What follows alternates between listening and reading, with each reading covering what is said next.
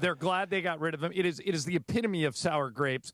You watch more baseball than almost anyone I know. What do you think of the Edwin Díaz signing for the Dodgers? I think it was pretty surprising for a couple different reasons. Number one, they just picked up Devin Williams, who came over from the Yankees, and there was some thought that they were going to have those two guys be set up and closer or the other way around, even though Devin's been a closer in his career. And the other thing is this. Their new owner is literally the richest man in baseball. Yeah, the Steve Ballmer.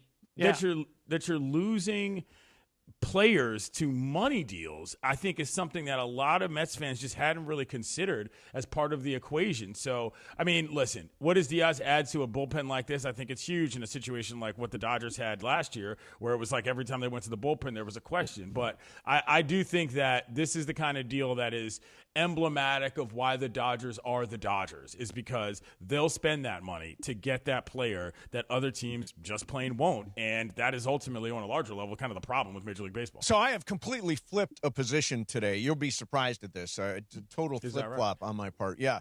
So I, for weeks, have been saying what the Dodgers should not do, they should not sign a closer. We had this experience last year. They signed both Tanner Scott and Kirby Yates, both closers, both blew up. Instead, wait to the deadline, find the hot reliever, get the hot hand down the stretch. And now, of course, my position is we got Edwin Díaz. I like it.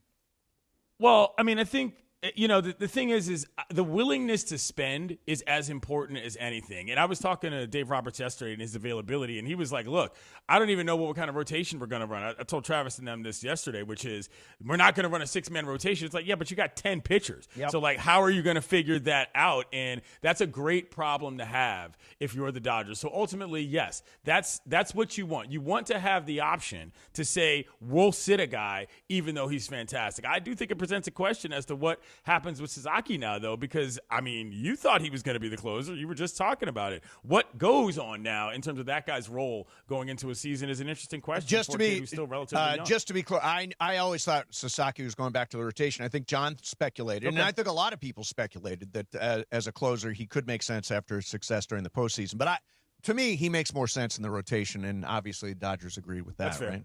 Although that's fair. Yeah, I mean the reason they threw him out there was necessity is the mother of invention. Exactly. Yeah. All right, so sure. Clinton, David Pingalore, who works for Channel 5. You know, KTLA. the ping they call him. I know who Pingalore is. Okay. Yes. Ping, you said that with a level of disdain. And I'm guessing, Clinton, for the same reason. Ping likes to throw stuff out there and see if it sticks. Does it ever stick?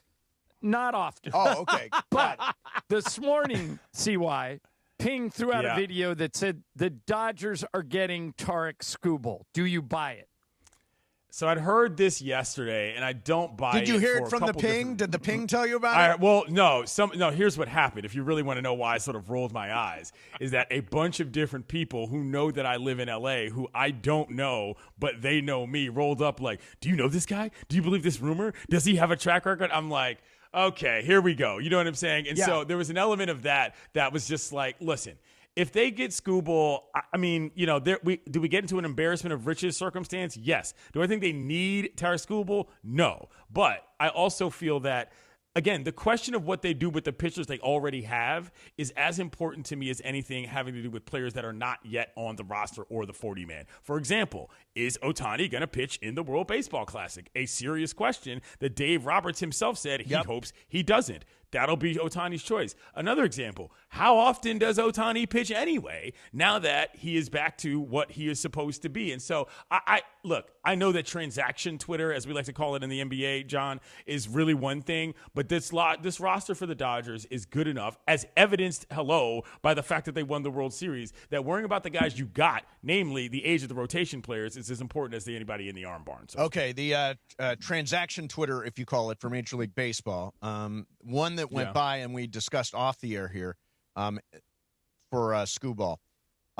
It is Robleski, Sheehan, and Glasnow for Tarek Skubal. Now, Clinton, Mason and I disagree with this. Mace says that's too much. I would do it in a heartbeat. What say you? I don't give up. I don't really like more than a 2-to-1 to player ratio, typically for pretty much anybody. 3 guys is a lot. I'm not saying that there are not players that are worth 3 players in certain ways, but it's really tough to get to that scale for me. That's one pitcher too many, all right, which in one my of opinion, those, who's an actual big leaguer. Okay, if I let you keep one of those Dodgers, which one would you keep? Probably Glasnow, if I'm being earnest. I just think he ultimately. I think that's the one they may not even want, Clinton, because he makes too much money. Yeah, well, that's the problem. And that's the problem is what I'm saying. And I think that, look, Skubal's a great pitcher. He's the best pitcher in the league. But I don't know that what you have to work with, you need to give up everything. Again, I have a different philosophy on a lot of these things. I know that a lot of Dodgers fans are kind of a hoarder of the rich type mentality, but I don't always believe in that.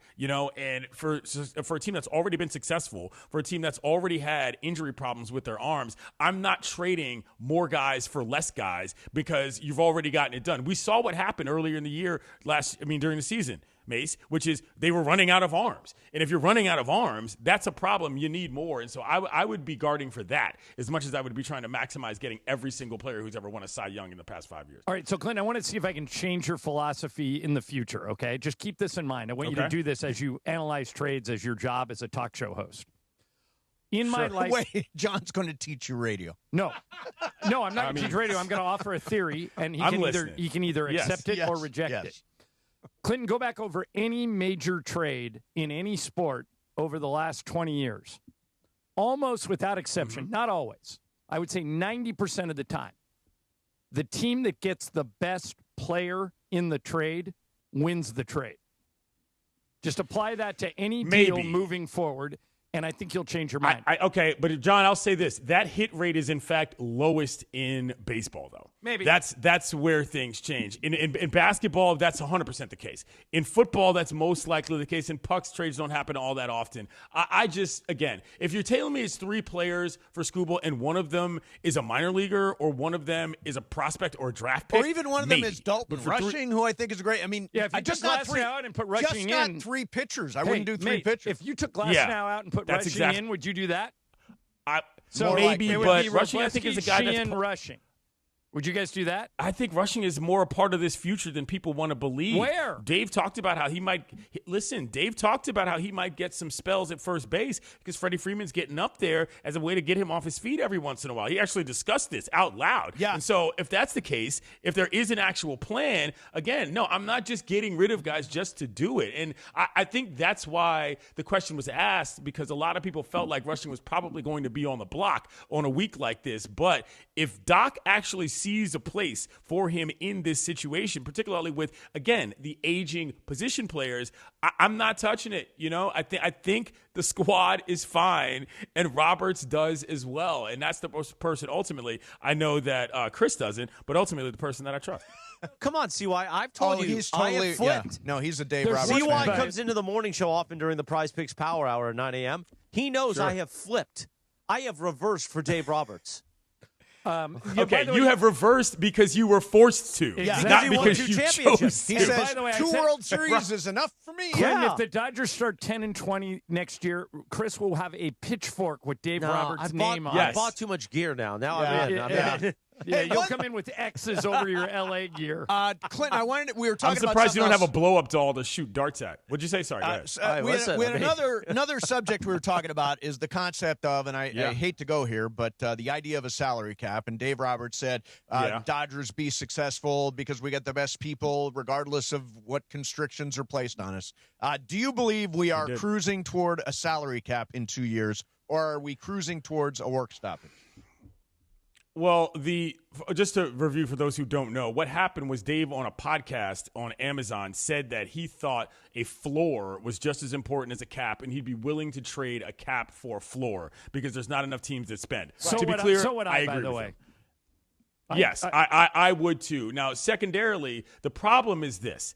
Whether or not you're going to be able to get a majority of owners to spend just for the sake of spending is going to be harder than whether or not I think you're going to be able to convince the players that a cap matters. And that's where the difficulty and the real rub and the labor stoppage comes, because players aren't necessarily going to care about the competitive balance of the league. They're going to want to make the most money. However, if you think about how that affects everybody, it probably is better for them long term, but that's not really how decisions are made. And so this is actually something I'm going to talk to a couple of guys about later this week, which is how real is the idea that players don't like a cap? Not everybody is Bryce Harper screaming in the commissioner's face. You know what I'm saying? Because so they happen to get jobbed. The tougher part of this might be getting the Rockies owner and the Pirates owner and the A's owner and those guys to actually I genuinely raise the believe stakes. that.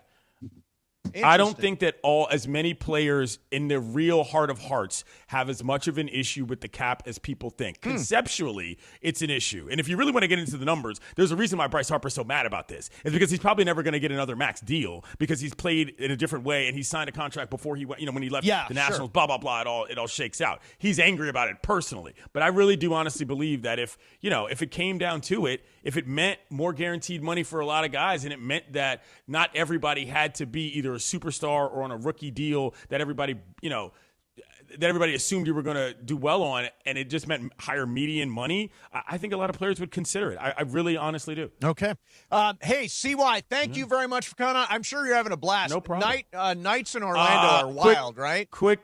Thank you. Yeah, right. O-Town, getting it done. But I will say this quickly. I'm going to be doing a hit on SportsCenter in about 90 minutes to promote the 30 for 30 about Stuart Scott, which I happen to be in. So if anybody's around to check that out, check it out. And it comes out tomorrow, 9 p.m. Eastern on ESPN. Awesome. Yeah, I've been hearing all about that. I'm looking forward to it. All right, CY, thank you very much for coming on, man. Have fun in Orlando. Later, gang. Have fun. All right, Big CY, which, by the way, Clinton and Friends, his weekday show.